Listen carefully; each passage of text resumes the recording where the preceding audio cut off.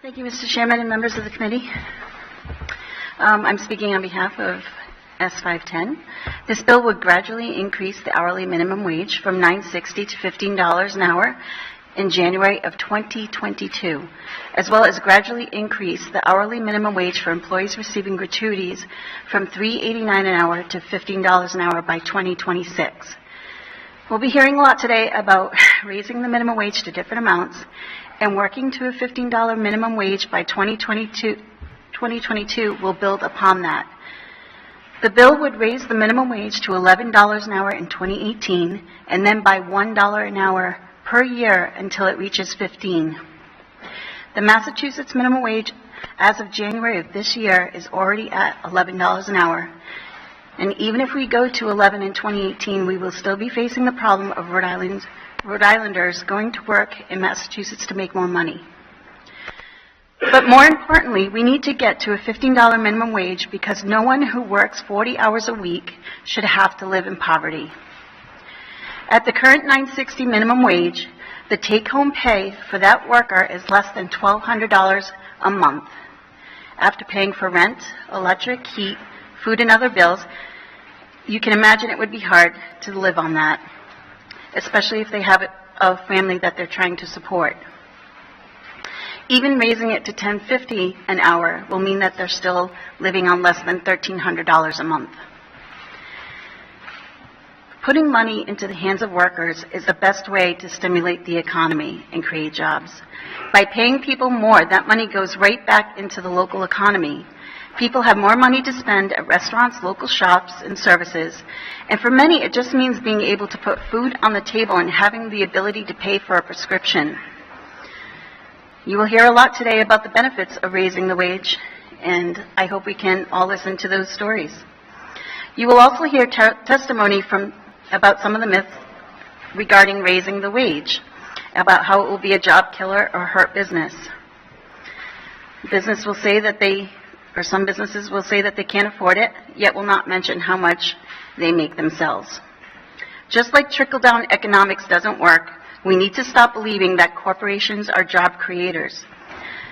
Some corporations only hire when they absolutely need to. In fact, they will cut staff if they think they can in order to maximize profits, which is, their prerogative, but we have to stop thinking of corporations as being benevolent.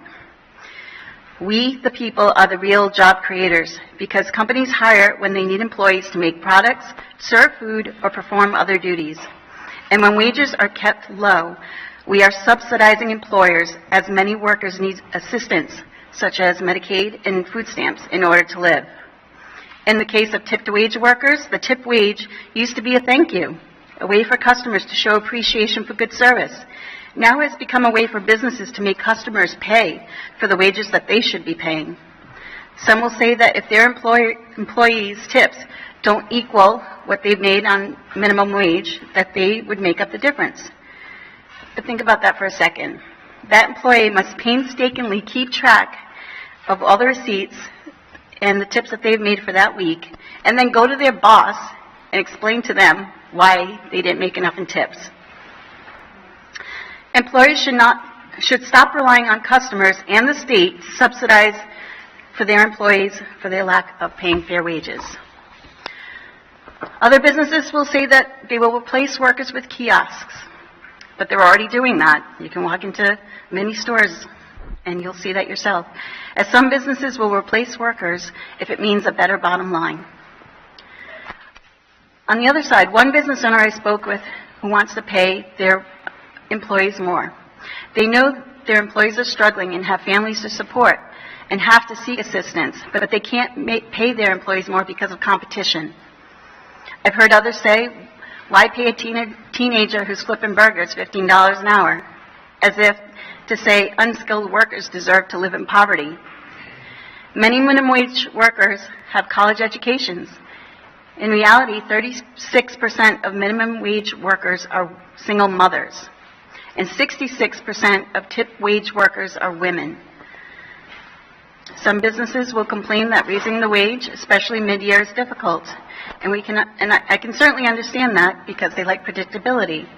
That is why there is a schedule included in this bill to help them be able to budget into the future. Some will say they have to raise prices, but according to former U.S. Secretary of Labor, Robert Reich, quote, a $15 minimum wage is unlikely to result in higher prices because most businesses directly affected by it are in intense competition for consumers and will take the raise out of profits rather than raise their prices, end quote. And many people that I talk to would gladly pay a little bit more to know that the person who's serving them or taking care of their loved one isn't struggling to pay their bills. As Franklin D. Roosevelt said, quote, it seems to me to be equally plain that no business which depends on existence on paying less than living wages to its workers has any right to continue in this country. And by living wages, I mean more than a bare subsistence level. I mean the wages of decent living.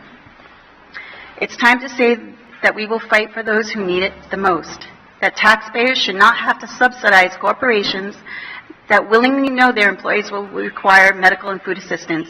It's time we stop using the minimum wage as a bargaining chip in political discussion, and it's time we put people before profits. So please support the $15 minimum wage. Thank you.